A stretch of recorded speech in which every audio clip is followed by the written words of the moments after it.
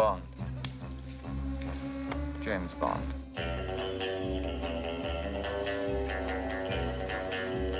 Sean Connery came out of an impoverished background, turned himself into not just a superstar, but a global brand. I think he'll always be considered the most obvious and best Bond there has ever been. But he's also a very good actor. You send one of yours to the hospital, you send one of his to the morgue. He was tremendous as Bond, and that whole era and that whole kind of style of filmmaking almost defined an era, you know. Bond is as important to the 60s as the Beatles. No respectable gentleman is that respectable. Connery is often thought of as an action hero, but actually he's also a really good comedy actor. I mean, that's why he manages to give so many of his roles a different lift, is because he understands comedy. I want a suite, shower, shave. Some people call him the greatest living Scotsman, and he certainly was one of the most extraordinary Scotsmen over the last century.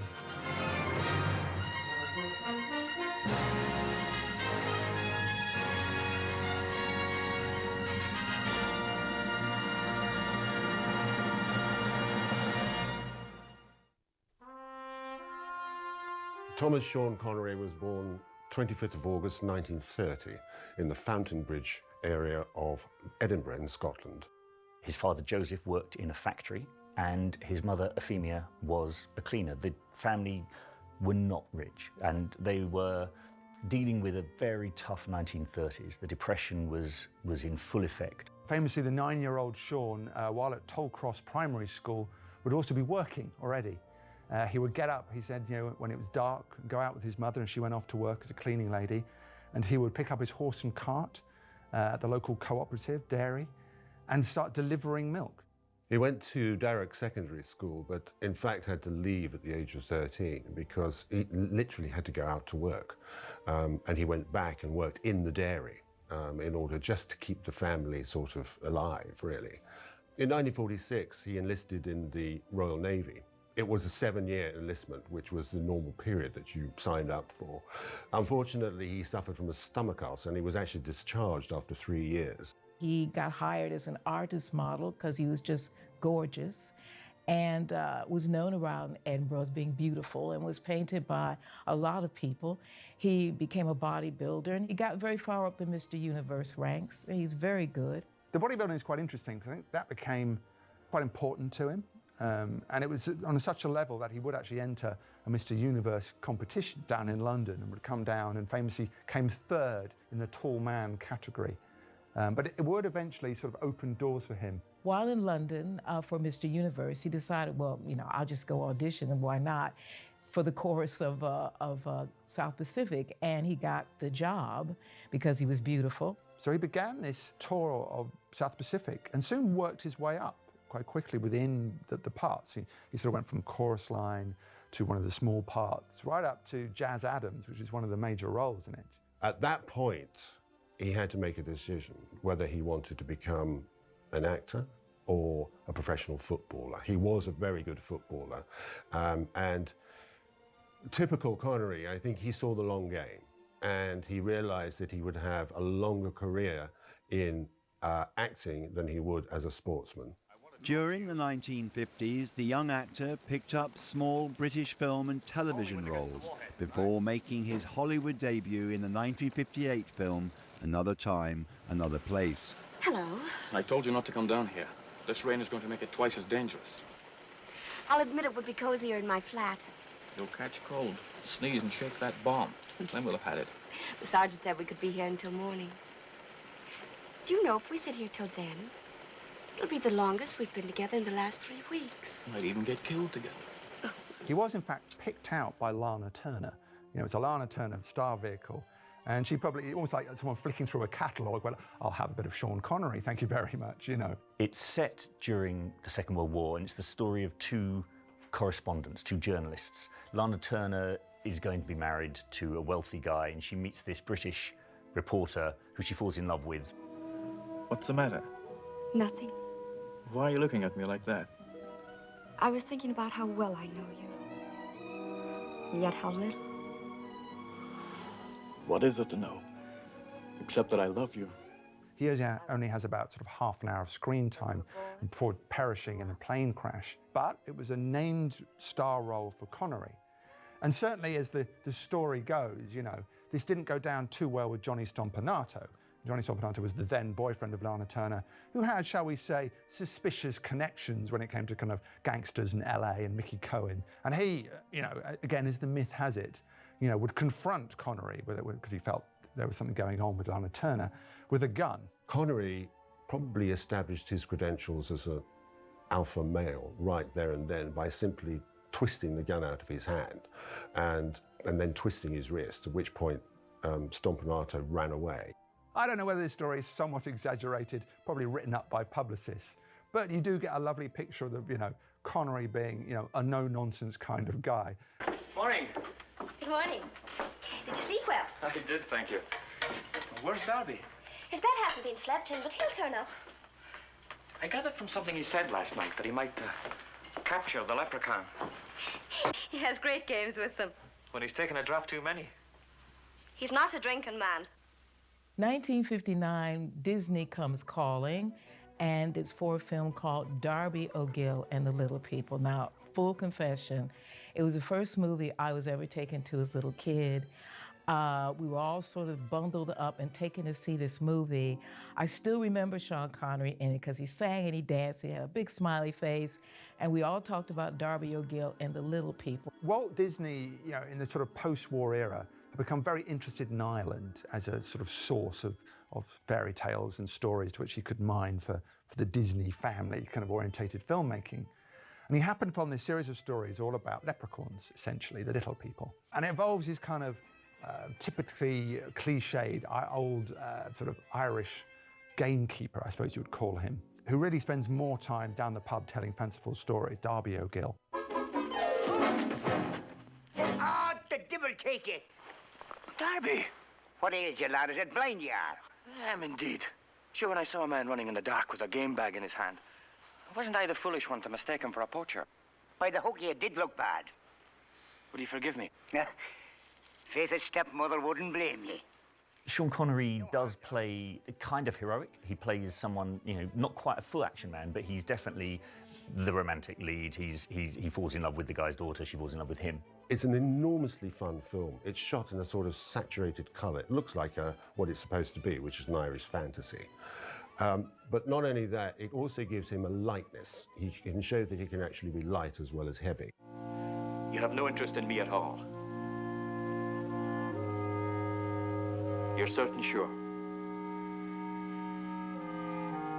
Kiss her. Kiss her.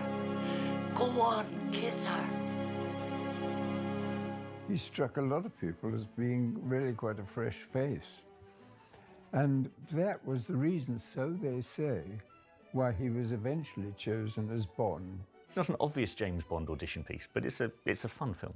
In 1962, Connery would join an all-star cast in the war epic The Longest Day. Let's give it them back for Dunkirk. Do you hear that? But Jesus, Dunkirk. Did you hear it, Clough? Sure, he was still at school at the time. Come on, you bastard! Come out, you dusty slobs! Running it back! Oh, the evil of it all, trying to down a man before he's even had a chance to fight. Ah, come on. The Longest Day was sort of Daryl Zanuck's great pet project at 20th Century Fox. He was going to do, you know, the story of D-Day almost minute by minute. He has quite a small role. He's a soldier on a boat just coming into land, and he's incredibly funny. Basically, he's being witty and wry as he goes into war. There he goes. He's at it again. Did you ever hear such a bleeding racket in all your life? Yeah, it takes an Irishman to play the pipes. The whole thing was perhaps the most expensive film ever made on the subject of the Second World War at the time. This is the last screen performance from Connery before Bond. So we get to look at the guy, you know, not as the superstar he would always be post-Bond, as a sort of different kind of actor almost. It's like a little window on a possible other kind of Sean Connery. And it's amazing that within the same year, suddenly he would become, you know, an icon. Sure, now that's what I call a hell of a man. Aye, I like his dog, too. Don't stand there yapping. This isn't Hyde Park Corner. The war's over there. Come on.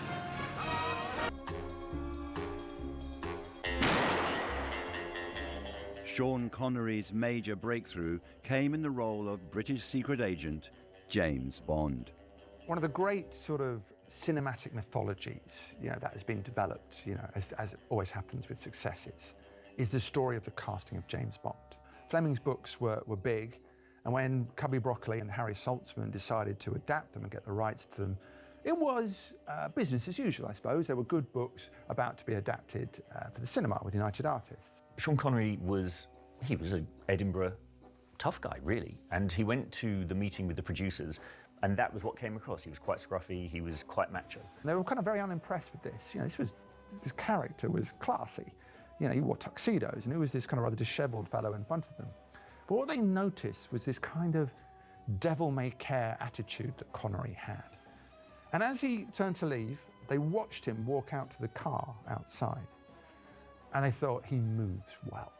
As he got into his car, they were looking out the window, and they said, well, he's the guy, but we need to send him to finishing school, really, because, of course, James Bond is someone who really understands the difference between shaken and stirred martinis. This is where the director, Terence Young, came into play.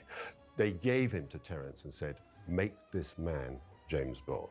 Terence Young, of course, who was the epitome of the English gentleman, who absolutely knew exactly what to do, took him to the right tailors, took him to the right hairdressers, actually sort of instructed him pretty much like sort of Professor Higgins did with Eliza Doolittle, and turned him from this rough, Scottish, slightly brutish man into Commander Bond. 007 is here, sir. He'll see you in a minute. Money penny. What gives?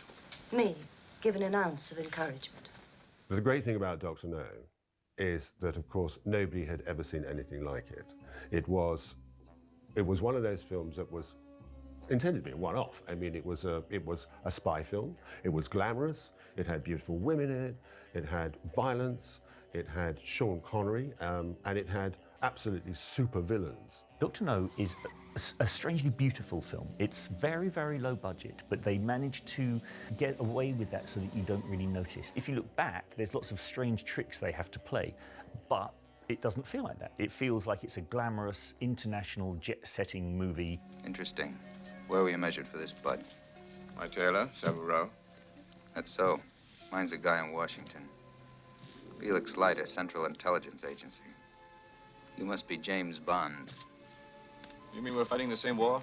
Yeah, I spotted you at the airport, but when I saw you drive off the opposition, I figured I must be wrong. The effect of James Bond is unprecedented, I think. You know, it became a defining element of cinema almost overnight. Sean Connery made the part his own almost at once, and this rough, tough young Scotsman became a smooth, very well dressed and sophisticated Bond. It sort of had a little buzz about it, but nobody sort of knew exactly what it was. But they say the money shot, as they say in the movies, was that moment when James Bond is asked his name, and he does this pause, and he says, Bond.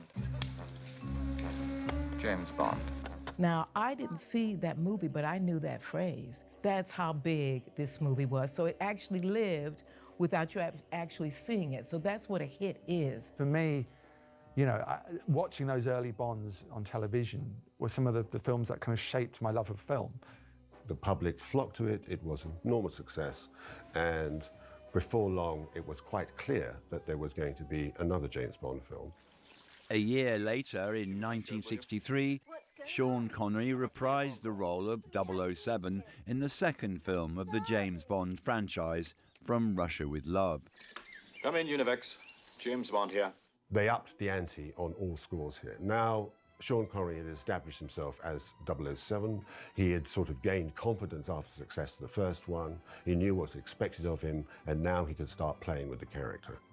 This is the one where you start to see the tropes of Bond coming in. This is the one where we start to recognise a Bond movie. And it's got a wonderful rivalry between Red Grant, played by Robert Shaw, and Connery. These two fantastically physical specimens. Oh, I don't mind talking. I get a kick out of watching the great James Bond find out what a bloody fool he's been making of himself. We're pros, Mr. Bond. We sweated your recognition code out of one of your men in Tokyo before he died. From Russia with Love, a lot of people think is one of the very best Bond films ever made. In fact, Connery did too. It's one of his favorite films. In a way, Bond is one of those sort of signatures where an era began, the 60s began, and it begins with this movie. We've established that you're a thief and a liar. Now, what is the degree? Are you a compulsive thief, a pathological liar? Oh, what difference does it make? Some. Makes some difference. To me. The success of James Bond was slightly worrying for Sean Connery, who didn't want to be typecast. So every time Broccoli, the producer, offered him new roles, he was on contract, offered him new roles that were similar to Bond, he would turn them down, until eventually, in slightly frustrated, they said, what do you want to do? And he said, what I really want to do is work with Alfred Hitchcock. Marnie is one of Hitchcock's probably most underrated and dangerous movies. It is psychologically, seriously dangerous. You hurt my mama. Who am I, Marnie? Why should I want to hurt your mama? You're one of them. One of them in the white suit. Shut up, Marnie. No. Remember, Marnie. Tell us how it all was. The white suits, remember? Hitchcock goes back to his expressionist roots. So the set looks like all of that. And interestingly enough, Connery fits right into that. He's sort of this dark, brooding presence, almost like a character from the 1920s. Even more than Marnie, which was essentially a big Hollywood production, The Hill is really Connery striking out away from 007 into very new territory. Roberts? Sir. Your commanding officer gave you an order. He ordered you to fight. So you knocked his teeth out. Is that right? Sir. Is that all you've got to say? Sir, it's all I want to say. The Hill is directed by Sidney Lumet, a great director, and it allows Sean Connery to start to shake off the trappings of Bond. I think he really appreciated the fact that Sidney Lumet wanted him for this, and that gave him the opportunity to portray a man who was tough, he was a rogue, he needed to fight the injustice of authority. I'm a regular soldier because I couldn't get a bloody job in Civvy Street. But I was a good toy, clockwork soldier, just like you are. You throw an order at me and I could pick it up like a dog picks up a bone. On your feet and you listen. No, you listen! 3 bloody years in the desert, 3 bloody years fighting under paid gunmen, that's who we are. Treason? You're talking treason? Right! Get on your feet. Lumet had seen in 007 and Bond a character. And he said, what I saw in Connery was an actor performing. It's like, he said, that's what's great about Bond, is the guy can act, and that's what he was interested in. It's an actor's picture. It's very much about those actors and about human beings. That's what he wanted. He wanted to escape the gloss, the shininess of Bond, and really show what he could do as an actor.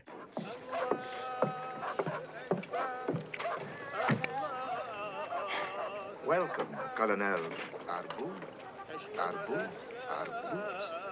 A bus not. Murder on the Orient Express sees Sean Connery working with Sidney Lumet again. In fact, he was the first one cast, and Lumet said, if you want to get all the stars, cast the biggest one first. And at that point, that was Sean Connery. Connery was that kind of star. He was the equivalent of Lauren Bacall and Ingrid Bergman. He was a legend, even now. And, that's what he wanted, and that's the kind of tone of voice he wanted for the film. And once he had his legend in Sean Connery, the rest would fall into place. You have thought that she was capable physically or emotionally of... That's a bloody irregular question. I know, but I ask it. Miss Debenham is not a woman. She's a lady. Which precludes her from being a murderess. Damn it, the man was a perfect stranger. She'd never seen him before. You feel warmly in the matter? It's just a great movie. I love this movie. Richard Rodney Bennett's score, the whole thing. If you want to know what the 70s really looks like, you have to see this. The film was a big success. Agatha Christie always has an audience, and this was a lush and starry version of her book. This was pretty much the only version of any of her stories that Agatha Christie liked to the film of. She approved of it. She thought it was great. And it is brilliant Christie. So answer my question, man. What was all over and what was behind? Answer my question. Get your hands off me, Stebbin. I was not aware that I was keeping my hands on me, Stephen. I asked her a simple question which So she I refused to heard. answer. Then, perhaps you can answer it for her.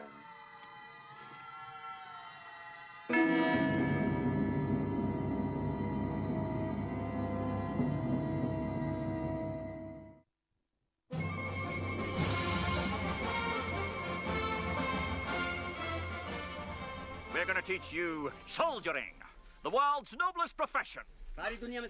When we've done with you, you'll be able to stand up and slaughter your enemies like civilized men. But first, you'll have to learn to march in step.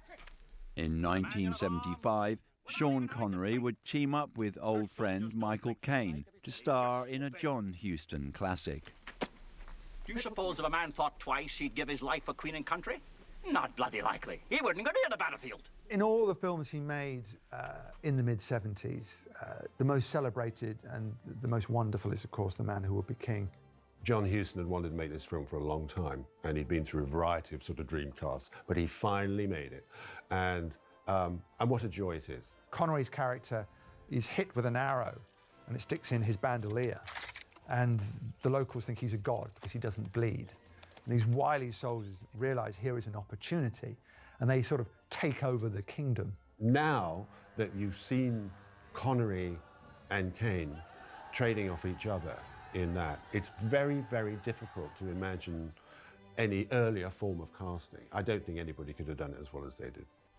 If we're going to make it stick that I'm a god, you ought to bow when you pass in front of me like everybody else.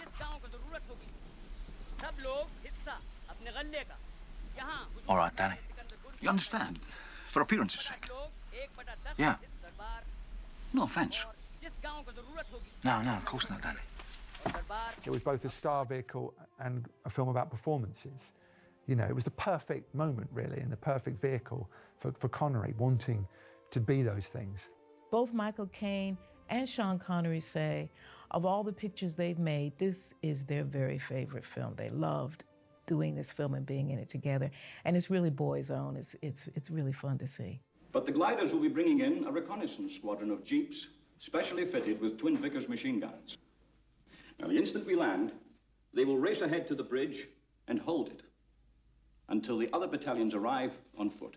And they'll be quick enough to secure both ends of Arnhem Bridge? Most certainly.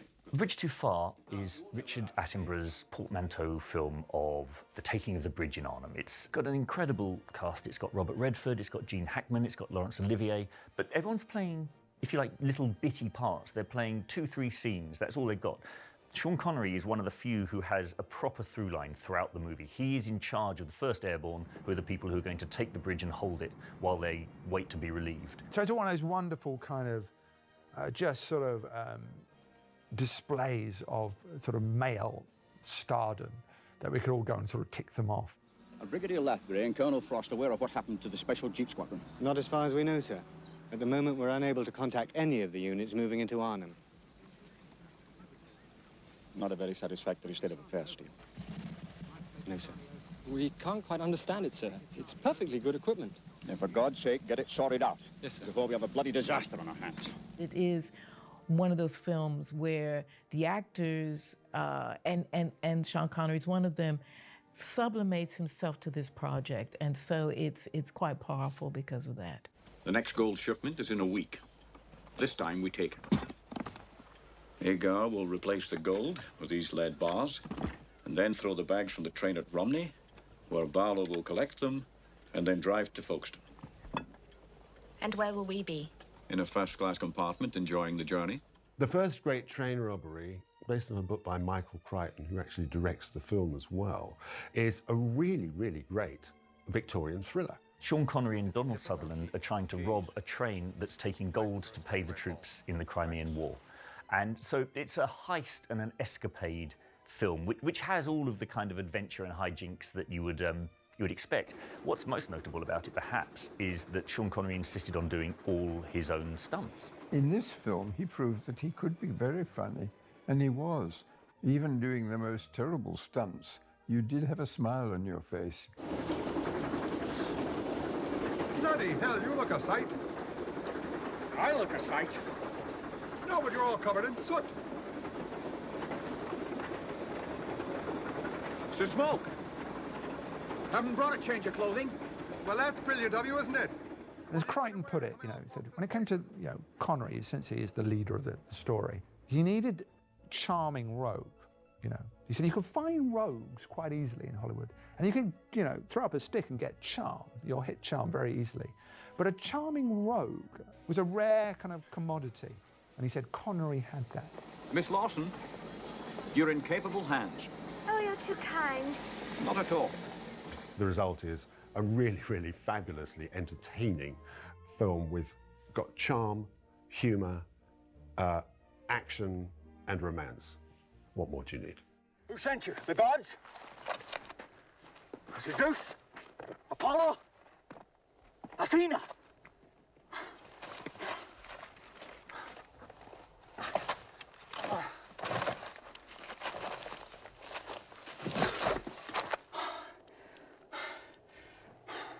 Well, you're certainly a chatty little fellow, aren't you?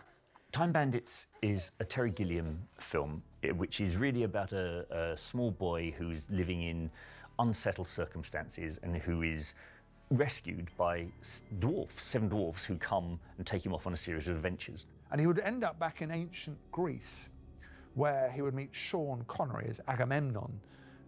He's got this kind of great kind of animal head on, and he sort of pulls it off, and there is Sean Connery. And you just know that Gilliam is just investing in that kind of animal Sean Connery-ness. I have decreed that this boy shall remain here with us in our city. Furthermore, he shall from this day forward be my own son and heir to the throne of Mycenae. Let the banquet begin. How do you play one of the great kings of the Greek legends? And Sean Connery fills that. He's believable, he's likable, he's tough, he's sort of warm, and he really fills his armour. It's a cameo role, but my goodness, it just does the job because, by this stage, Sean Connery he's not just a marquee name, he's a global brand. So to have him in the middle of a funny little film about dwarfs falling through time is a real coup. But the footprints lead away from the job, in this direction. Oh, you turnip, Adzo. You're discounting the possibility that the man was walking backwards, dragging the body thus. Hence the furrows created by the heels. Now, where did the erudite Greek translator meet the anonymous author of his death? Perhaps his best performance he ever gave was in The Name of the Rose, based on Umberto Eco's book and directed by the French director Jean-Jacques Annaud. Sean Connery plays a sort of a Franciscan friar who comes into this monastery. He's known as a man who can solve puzzles, so they're asking him for his help. He's almost a Sherlock Holmes character, in a sense. He is innocent of the crimes that have bathed your abbey in blood. For Brother Remigio cannot read Greek. And this entire mystery hinges on the theft and possession of a book written in Greek and hidden in some secret part of the library. It takes very little time for you to stop thinking it's Sean Connery and start thinking of the character. He arises, and he's wonderfully done. He's kind of wry, he's quite gentle, he's very humorous, he's got a kind of lovely kind of laconic ease about him as a character, but also he's brilliant and philosophical, and it's a kind of character Connery hadn't really played yet. The producers of the film did not want Sean Connery to be in it because they said this is a serious picture, that's 007, it's not going to work. But Arnaud saw his face, saw what he was becoming as an actor, and said, no, he has to do it. Connery was recognized by winning a BAFTA for Best Actor. Well, with all due respect, it seems that whenever you ask me a question, you already have the answer. Do you know where the books are? No. But I'll wager my faith that that tower contains something other than air.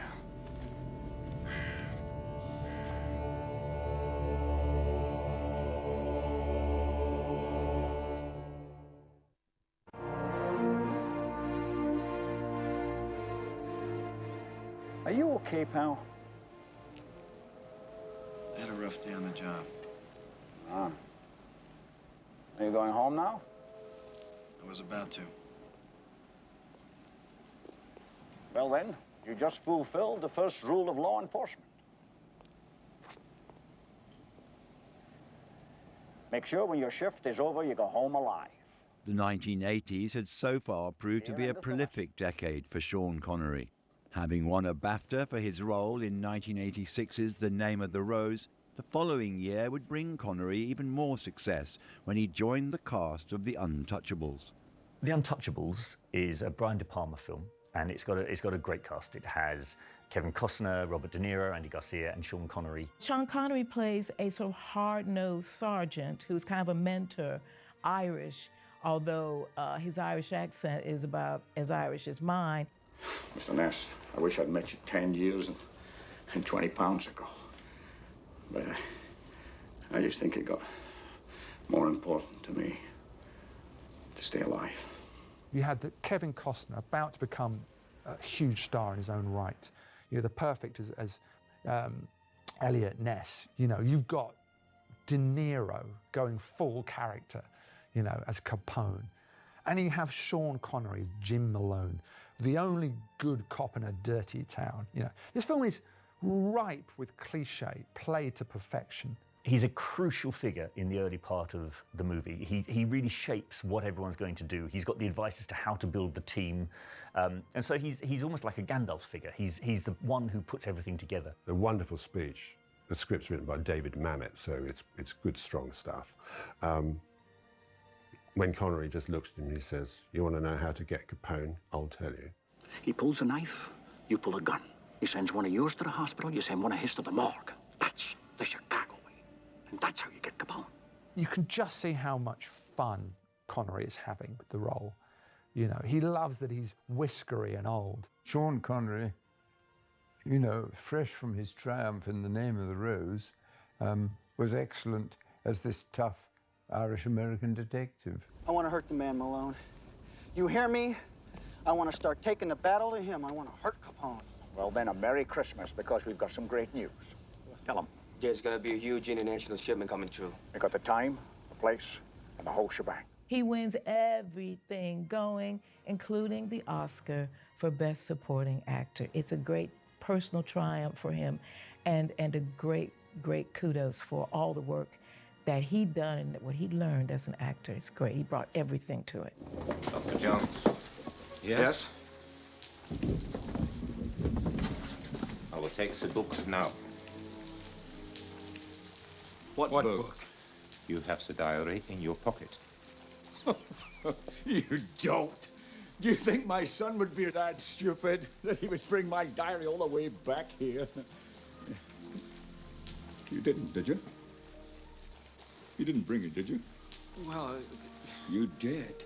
If ever anybody needed someone to play Indiana Jones' father, as they did for Indiana Jones and the Last Crusade, then who else would you choose other than Sean Connery? What's so great about Indiana Jones and the Last Crusade is that they don't play Jones Sr. as anything like his son. They are the odd couple.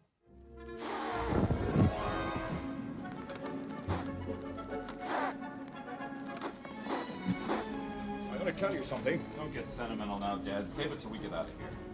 The floor's on fire. See? And the chair.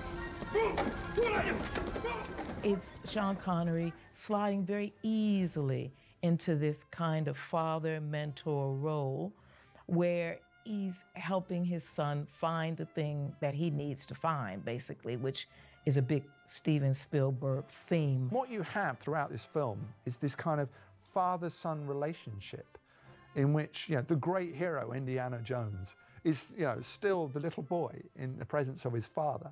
Half the German army's on our tail, and you want me to go to Berlin? Into the lion's den? Yes. The only thing that matters is the Grail. What about Marcus? Marcus would agree with me. Two selfless martyrs. Jesus Christ. That's for blasphemy. He is a natural fit in the role, and I'm sure they had enormous fun doing it. What gives you the right to fire on my ship? Your signal said nothing of a torpedo. Ryan, it was necessary to maintain the illusion for your crew. My crew are being rescued, yes? As we speak. The Hunt for Red October is a fantastic Cold War film. It's directed by John McTiernan, it's got James Earl Jones, and it has Alec Baldwin and Sean Connery as the star, really. Jack Ryan, the head of, you know, one of the chief warriors of the CIA, played here by Alec Baldwin, is put onto the case when they hear that the captain of this submarine, the Red October, played by Sean Connery, this great Soviet hero, Marcus, is going to defect. And Ryan is the man who's tasked with bringing him in. Now, there are those who believe we should attack the United States first, settle everything in one moment. Red October was built for that purpose. When the dust settles from this, there's going to be hell to pay in Moscow. Perhaps, maybe some good will come from it. A little revolution now and then is a healthy thing, don't you think? There's cat and mouse, there's thriller, there's espionage, there's tension, and because a lot of it takes place in the very confined space of a submarine, it adds such an enormous jeopardy to the whole thing. It's just one of those great 80s techno thrillers with big stars in, and Connery's just a man at ease in it all. I don't know anything about your previous matters. I'm here because a special situation exists that we feel you might be able to help us with. Now, what might that be? I've been in jail longer than Nelson Mandela, so maybe you want me to run for president. Not exactly. A pity. The Rock is directed by Michael Bay. It has Sean Connery, Nicolas Cage, Ed Harris, in many ways, in a film about what would happen when James Bond retired.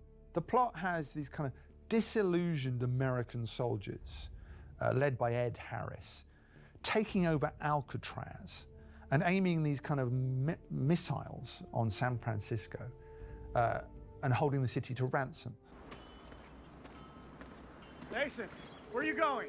30 years ago, I vowed I wouldn't die in this toilet. You're not leaving! There's a madman in there with his hand on a button! Some sniper's going to get his ass. Just to watch Connery at this age, you know, carrying on like a kind of 60, 70-year-old James Bond is a joy. The Rock is kind of the apotheosis of Connery, you know, as a just bona fide movie star.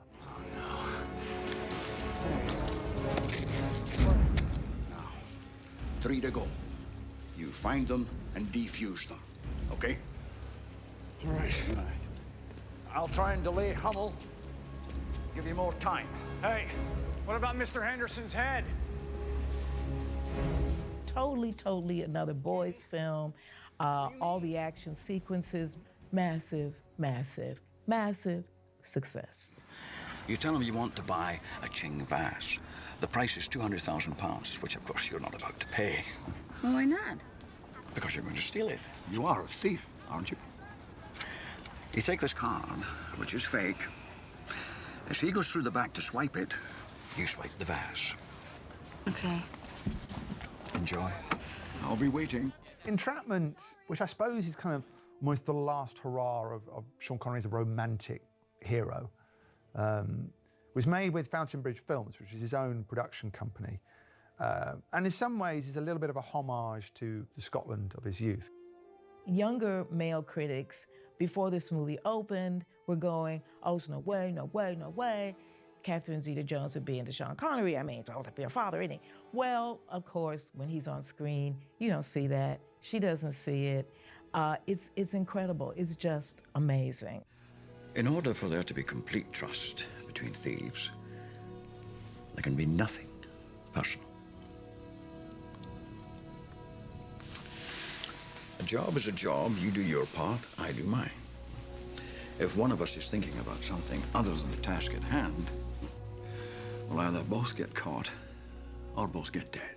There's a wonderful flirtatiousness between the two, but it is between an older man and a younger woman who know that they're never actually going to go to bed together, but can have that kind of, and therefore have actually quite an adult flirtation. It's a pity it wasn't directed by Hitchcock. Would have been even better. But nevertheless, it was a big success at the box office. It was still confirmation that he was a star, you know, a major star. And, you know, even into his sort of, his older age, he was going to carry on being that way. In June 2007, after being honoured by the American Film Institute with their Lifetime Achievement Award, Sean Connery announced his retirement from acting. He leaves a big gap, actually, in cinema generally, because in pretty well everything he's done, irrespective of whether, you know, his accent's a bit wobbly or whatever, he actually delivers. He delivers the goods. You said you wanted to see me? The legacy of Sean Connery, of course, is dominated by 007. There's no doubt that without Sean Connery, there probably wouldn't have been a Bond franchise. He's the one who created Bond. He's the one who created the image of James Bond in the 1960s. Seems terribly difficult.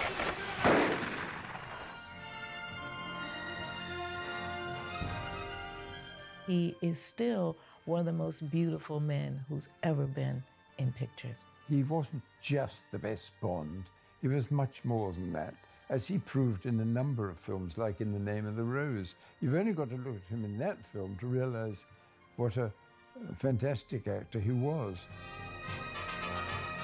I'm afraid you've caught me with more than my hands up.